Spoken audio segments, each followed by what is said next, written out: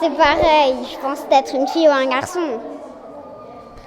Les filles elles peuvent avoir les cheveux courts comme les garçons et les garçons les cheveux longs comme les filles.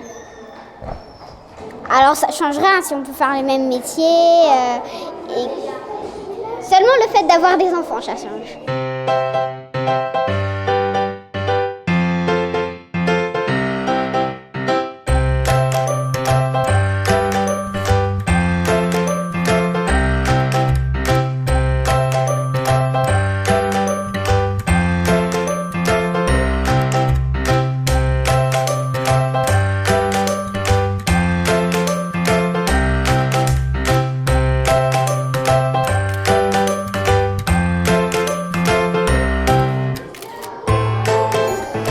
Alors ce projet est né d'une simple discussion en salle des profs où on a discuté avec Mathieu et Nathalie l'année dernière de stéréotypes qui existaient entre les hommes et les femmes. On en a beaucoup ri et Mathieu a pris l'initiative d'écrire à l'AEFE et d'établir ce projet au sein de l'AEFE pour que ça en devienne une APP, pour qu'on puisse avoir aussi des subventions de l'AEFE pour pouvoir mettre en place ce projet. Et c'est donc devenu un projet d'école où toutes les classes de l'école sont engagées de la maternelle jusqu'au CM2. Et aujourd'hui, ce 19 avril, c'est la journée phare où on a regroupé tous les travaux qui ont été faits depuis le début de l'année. On a essayé aussi à travers cette exposition de faire un panel complet et de toucher tous les domaines qu'on pouvait avoir dans l'éducation.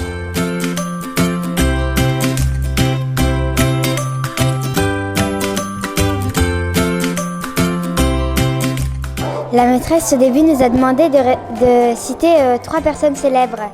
Et donc sur les 50 qu'on a citées, il y avait 3 femmes. Il y a beaucoup de filles qui se sont battues pour le fait d'être égales avec les garçons. Et on a connu beaucoup de femmes célèbres du coup et on a pu voir qu'est-ce qu'elles ont fait et qu'elles méritaient d'être connues aussi.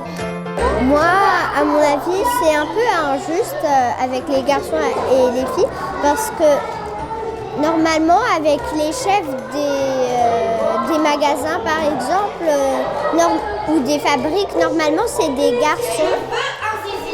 Alors que les garçons ne sont pas plus forts que les filles.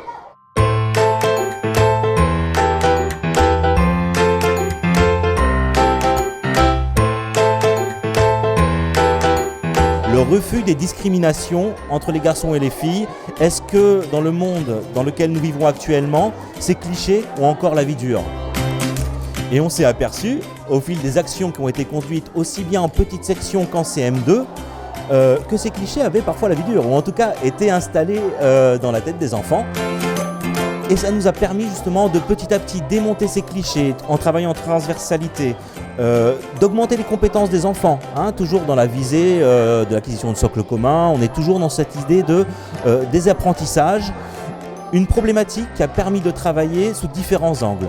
Il y a eu notamment le tournage, la réalisation, le montage d'un film qui a d'ailleurs été retenu pour Cinécours en herbe, qui est une des actions de l'AEFE.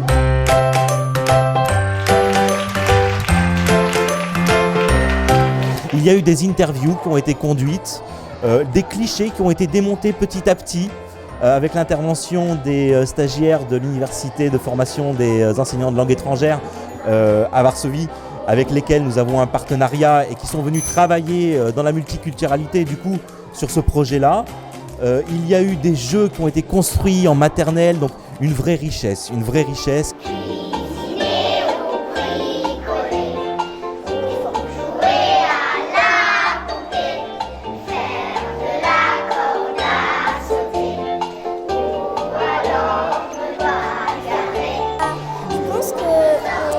Les filles peuvent faire tout qu'est-ce que les garçons font et les garçons peuvent faire tout qu'est-ce que les filles font.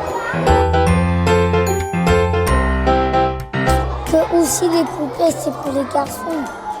Le foot aussi c'est pour les filles.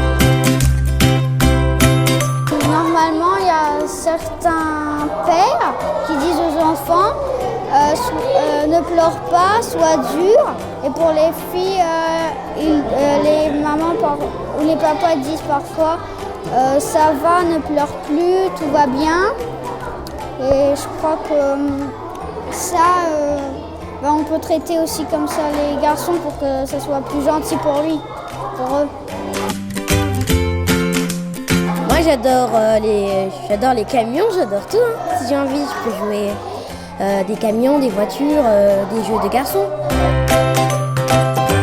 Une fois, moi aussi, j'ai acheté un jouet de fille parce que j'en voulais en avoir et il n'y en avait pas pour les garçons. C'était quoi?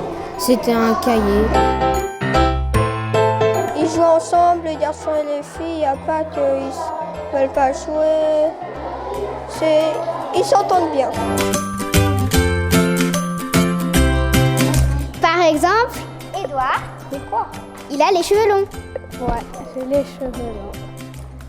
Parce que il y a mon joueur préféré qui a les cheveux longs, Cavani.